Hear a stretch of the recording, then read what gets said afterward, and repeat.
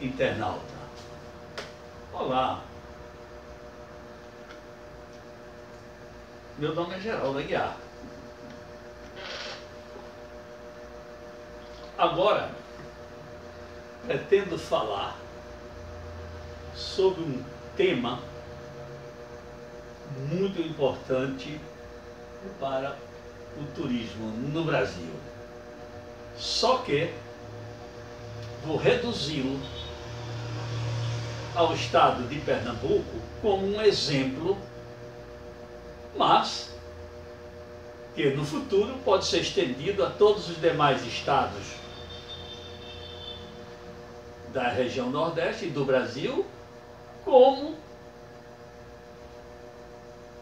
a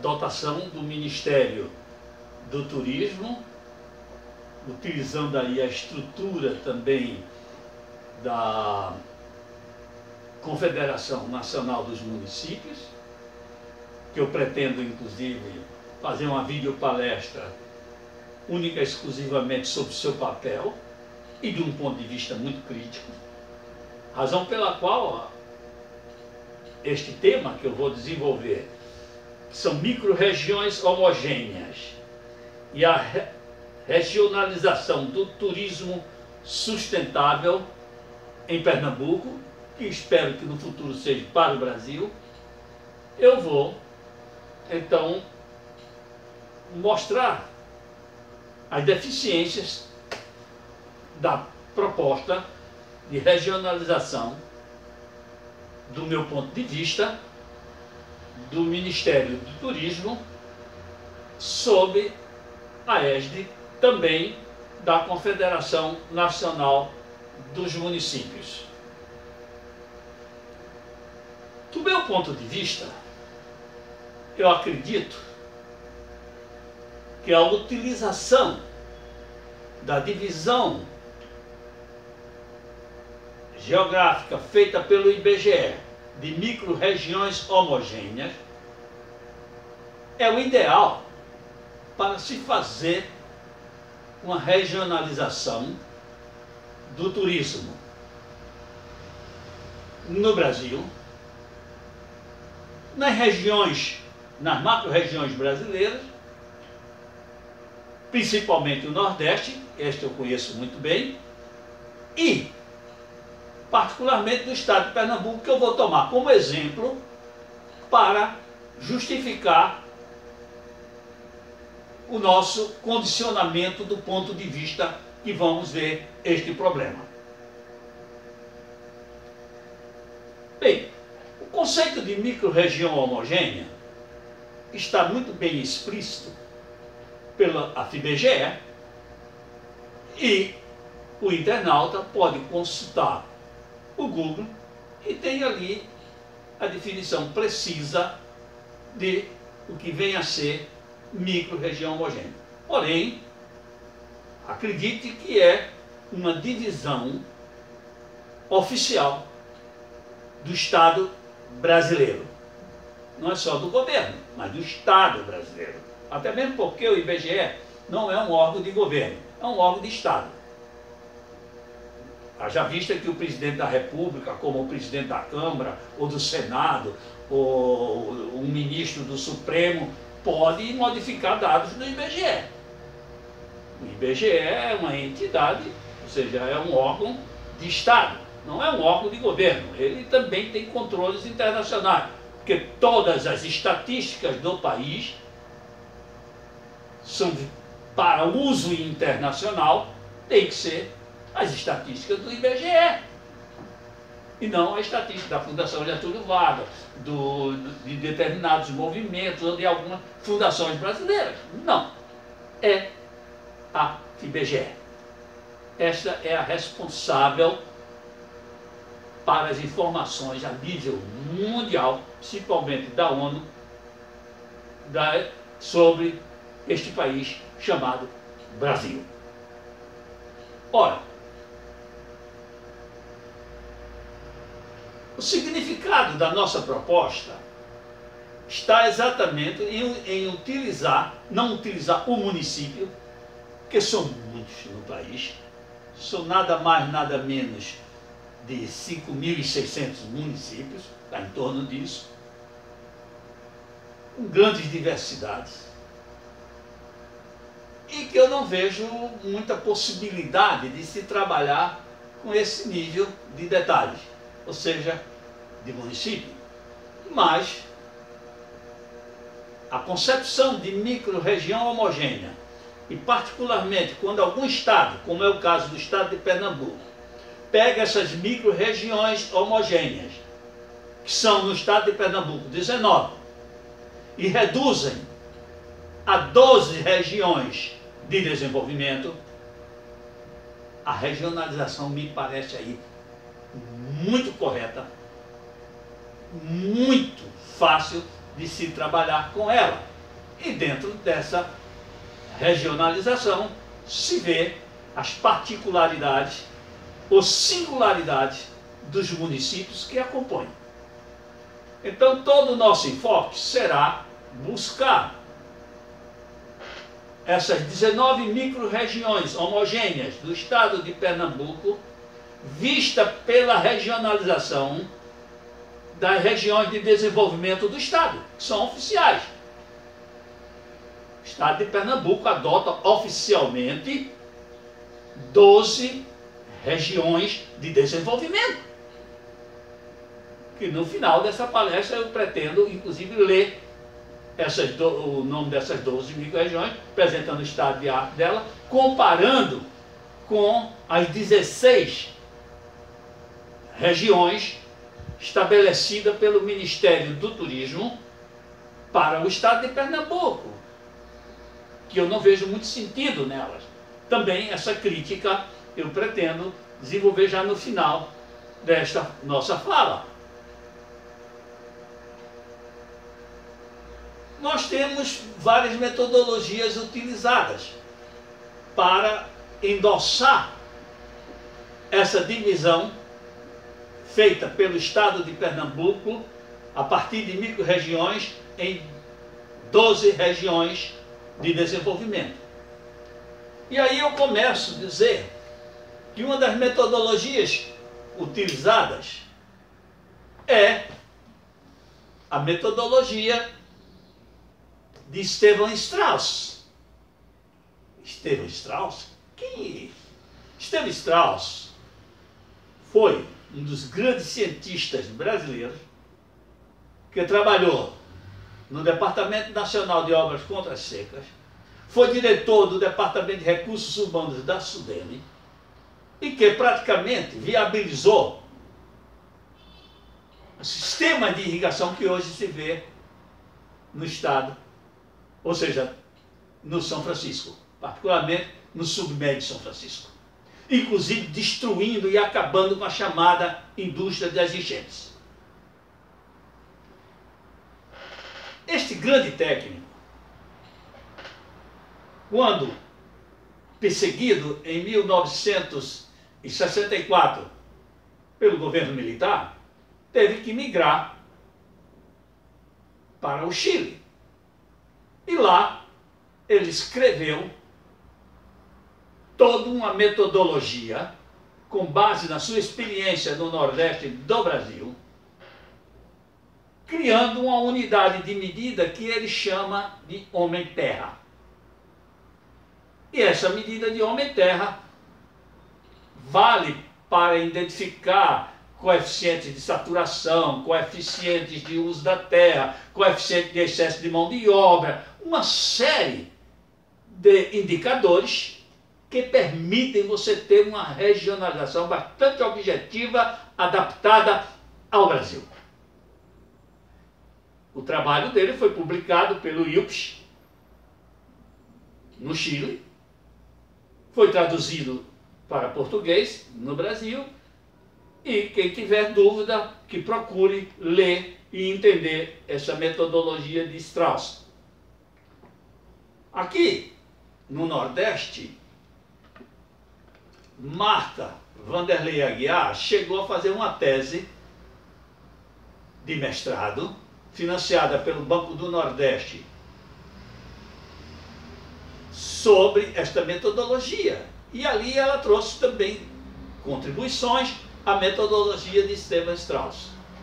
E é com base nessa contribuição desta geógrafa e mestre em desenvolvimento urbano, Martha Vanderlei, que eu vou aqui falar sobre a metodologia e sua justificativa para as regiões de desenvolvimento de Pernambuco. Ora, a partir da relação homem-terra, nós vimos que as 19 micro-regiões homogêneas do estado de Pernambuco, a maioria delas se encontram saturadas pela metodologia de Strauss. Significa dizer que essas micro-regiões saturadas não têm mais solução para ocupar a mão de obra ou empregar a mão de obra dos pernambucanos no setor primário, eu digo no setor agropecuário ou silvo-agropecuário ou silvo-florestal. Então vocês vejam de que a saturação de um determinado espaço faz com que a gente busque soluções de ocupação e de emprego e geração de renda localmente em outros setores da economia.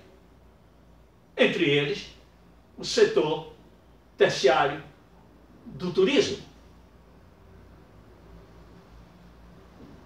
Ora, isso é de suma importância para uma regionalização do turismo em qualquer espaço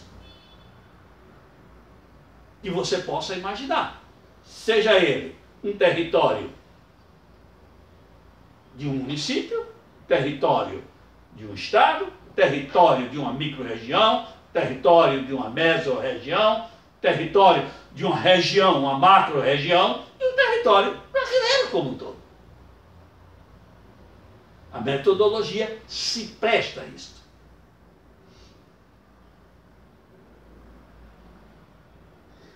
As suas hipóteses são realmente essa que eu disse, de verificar a saturação de um determinado espaço, o excesso de mão de obra em relação às atividades que se dão nesse espaço, o uso do solo que se dá nesse espaço,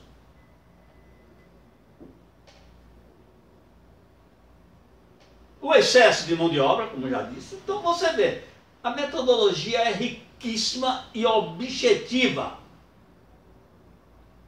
em suas indicações numéricas para se analisar um determinado espaço ou um determinado território. Por isso ela pode servir de suporte a uma regionalização para o turismo, como também para outros mecanismos de desenvolvimento, como são os clusters, que aqui no Brasil nós chamamos de espaços, por exemplo, como me deu um pequeno lapso de memória agora em dizer o nome desses espaços especiais que constituem os clusters brasileiros. Mas dentro de pouco eu direi ao internauta do que se trata.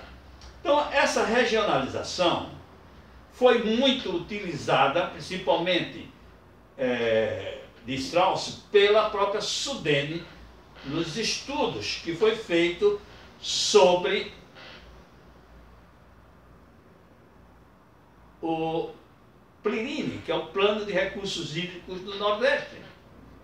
Esse plano mostrou em detalhes realmente a saturação de todos esses espaços, os excessos de mão de obra em todas essas micro-regiões homogêneas. Isso também foi desenvolvido por Martha Vanderlei Aguiar, na sua tese, num outro trabalho apresentado pela Fundação Joaquim Nabuco, sobre a coordenação e um resumo feito pelo saudoso Dirceu Pessoa, que, como todos sabem, faleceu num desastre de avião quando assessorava o ministro de Desenvolvimento Agrário. Isso na Amazônia. Ora,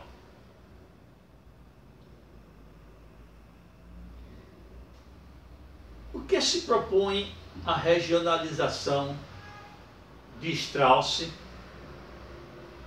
se acoplada à regionalização de regiões de desenvolvimento pensada, elaborada e oficializada no estado de Pernambuco? Propõe-se realmente dar uma racionalidade e uma perspectiva bastante objetiva, ou seja, independente da minha e da tua existência, telespectador, para o desenvolvimento de um determinado território, de um determinado espaço. Razão pela qual o estado de Pernambuco, se você me permite, eu até vou ler as 12 micro-regiões elaboradas oficialmente pelo estado de Pernambuco, que é a micro-região, ou seja, a região de desenvolvimento da região metropolitana, a região de desenvolvimento da Mata Sul, região de desenvolvimento da Mata Norte, região de desenvolvimento do Agreste Meridional, região de desenvolvimento do Agreste Setentrional, região de desenvolvimento do Agreste Central, região de desenvolvimento do Sertão do Pajeú, região de desenvolvimento do Sertão do Moxotó, região de desenvolvimento do Sertão do Araripe, região de desenvolvimento do Sertão Central, região de desenvolvimento do Sertão do São Francisco e região de desenvolvimento do Sertão de Itaparica. Ora, o telespectador, se tiver acesso ao texto que escrevi de 33 páginas sobre este tema, verá ali o estado de arte de cada uma dessas regiões de desenvolvimento, que é muito diferente, mas muito diferente mesmo, da regionalização do Ministério do Turismo, sob a égide da Confederação Nacional dos Municípios, e que, do nosso ponto de vista, não tem muito sentido. Para o internauta, eu também vou ler aqui a regionalização feita pelo Ministério do Turismo para Pernambuco e depois fazer alguns comentários entre a regionalização do estado de Pernambuco oficial e esta proposta pelo Ministério do Turismo. A regionalização do turismo de Pernambuco, segundo o Ministério do Turismo, que conformam 16 regiões, são assim denominadas: Águas da Mata Sul,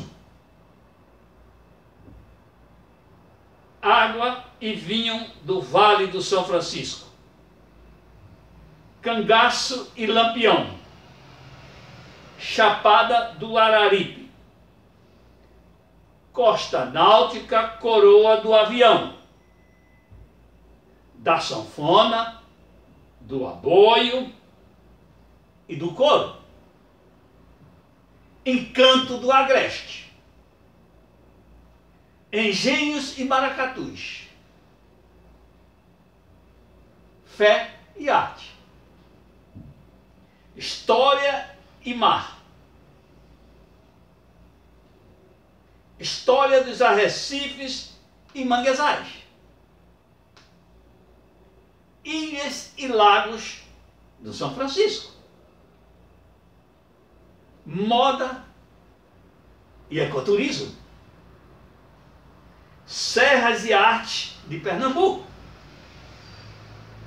teares, bordados e raízes musicais,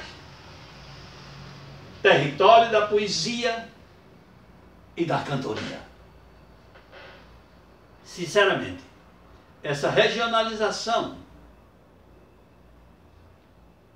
para o estado de Pernambuco me parece até uma piada. No texto que eu escrevi, eu mostro em cada uma delas os municípios que foram enquadrados.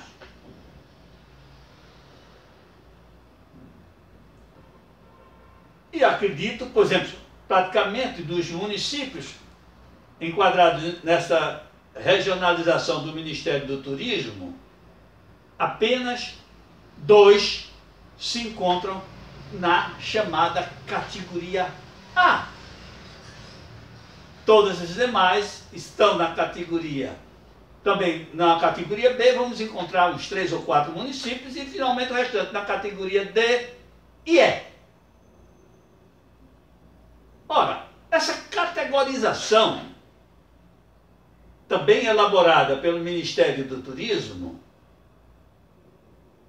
me parece estar muito longe da realidade do estado de Pernambuco e acredito que também dos demais estados brasileiros. Então, do meu ponto de vista, eu acho que isso precisa ser revisto, ser melhor estudado e não permitir que se faça uma miscelânea como esta regionalização que eu acabei de ler para vocês, que é a regionalização oficial do Ministério de Turismo para Pernambuco. E ver por que o significado, por exemplo, de Águas da Mata Sul. Então, essa regionalização, do nosso ponto de vista, repito, precisa ser revista. Não só pelas autoridades do estado de Pernambuco, como também do Ministério de Turismo. Submetê-la a uma crítica. E não fazer essa aventura de pegar determinados municípios, jogar dentro de determinadas categorias, que, segundo o próprio Ministério do Turismo, foram endossadas pelas autoridades dos estados e que lidam com o turismo. Tenha santa paciência. É muito difícil, a não ser que seja um sistema ultra burocrático, determinista, reducionista e mecanicista que possa determinar uma regionalização como esta que eu acabei de falar, ou melhor, de ler, e que foi elaborada pelo Ministério do Turismo do Brasil. Então está aí a nossa crítica, o nosso ponto de vista e a nossa disposição de mostrarmos outros caminhos para uma regionalização objetiva que possa dar aos empresários deste país, aos empreendedores deste país, alternativas para desenvolver o turismo em sua plena vocação de criar ocupações, emprego e distribuir renda localmente. E aí nós poderemos estudar mecanismos que possam viabilizar esta nossa necessidade de desenvolvimento sustentável do turismo no Brasil. Bem, feitas essas críticas, eu fico por aqui para desenvolver outro raciocínio na medida que seja solicitado. E fico na expectativa e na esperança de que o internauta analise, entre na internet e procure o site do Ministério do Turismo e analise essa regionalização de seu estado e veja se tem ou não cabimento esse tipo de regionalização para o desenvolvimento sustentável do turismo no Brasil. Então, façam suas críticas. E, por favor, na medida que tenham uma consciência crítica dessa regionalização apresentada pelo Ministério do Turismo, aponte os meus equívocos, os meus erros, nessa breve crítica que fiz nesta vídeo palestra. Muito obrigado, telespectador, e aguardo sua opinião, seus comentários no meu e-mail gmaguiar@yahoo.com.br. Muito obrigado, obrigado mesmo. Até outra oportunidade.